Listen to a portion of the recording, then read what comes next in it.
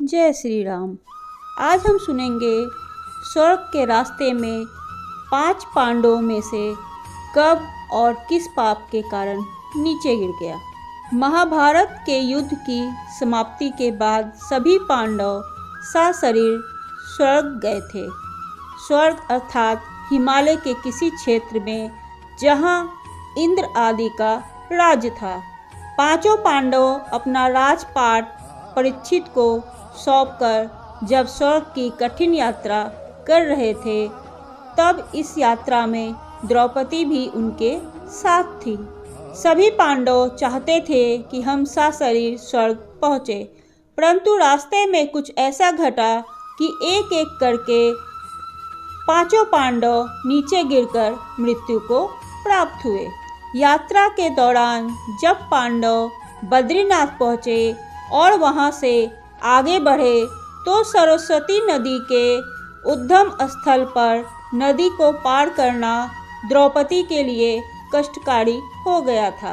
ऐसे समय में भीम ने एक बड़ा सा चट्टान उठाकर नदी के बीच में डाल दिया।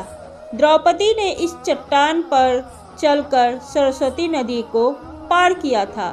कहते हैं कि माड़ा गांव में सरस्वती के उद्गम पर आज भी इस चट्टान को देखा जा सकता है। इसे वर्तमान में भीम पुल कहा जाता है। हालांकि महाभारत की कथा के अनुसार पांचों पांडव, द्रौपदी तथा एक कुत्ता भी आगे चलने लगा। एक जगह द्रौपदी लड़खड़ाकर गिर पड़ी।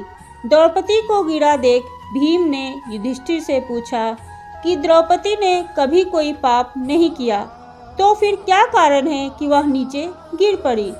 युधिष्ठिर ने कहा, द्रौपदी हम सभी में अर्जुन को अधिक प्रेम करती थी, इसलिए उसके साथ ऐसा हुआ। ऐसा कहकर युधिष्ठिर द्रौपदी को देखे बिना ही आगे बढ़ गए।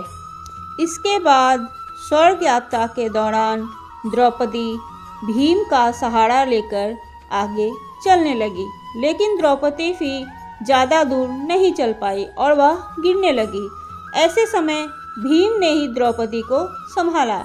उस समय द्रौपदी ने कहा, सभी भाइयों में भीम ने ही मुझे सबसे ज़्यादा प्यार किया है और मैं अगले जन्म में फिर से भीम की ही पत्नी बनना चाहती हूँ।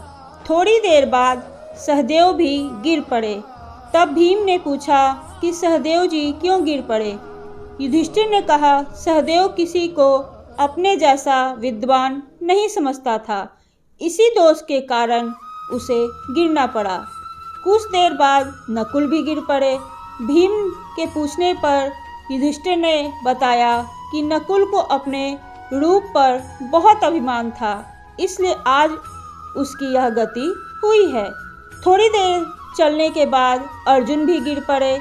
युधिष्ठिर ने भीम से कहा, अर्जुन को अपने पराक्रम पर अभिमान था।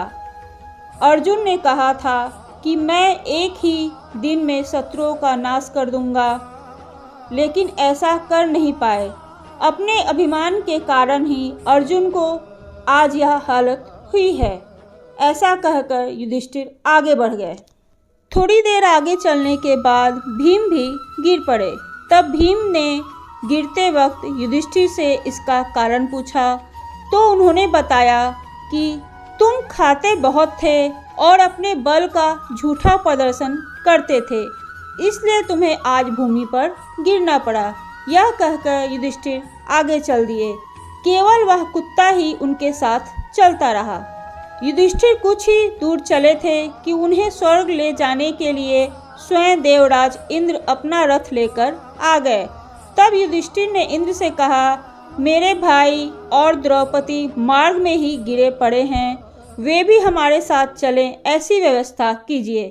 तब इंद्र ने कहा कि वे सभी शरीर त्याग कर पहले ही स्वर्ग पहुंच चुके हैं, लेकिन आप सशरीर स्वर्ग में जाएंगे। इंद्र की बात सुनकर युधिष्ठिर ने कहा कि यह कुत्ता भी मेरे साथ जाएगा, लेकिन इंद्र ने ऐसा करने से मना कर दिया। काफ़ी देर समझाने पर भी जब युधिष्ठिर बिना कुत्ते के स्वर्ग जाने के लिए नहीं माने, तो कुत्ते के रूप में यमराज अपने वास्तविक रूप में प्रकट हो गए।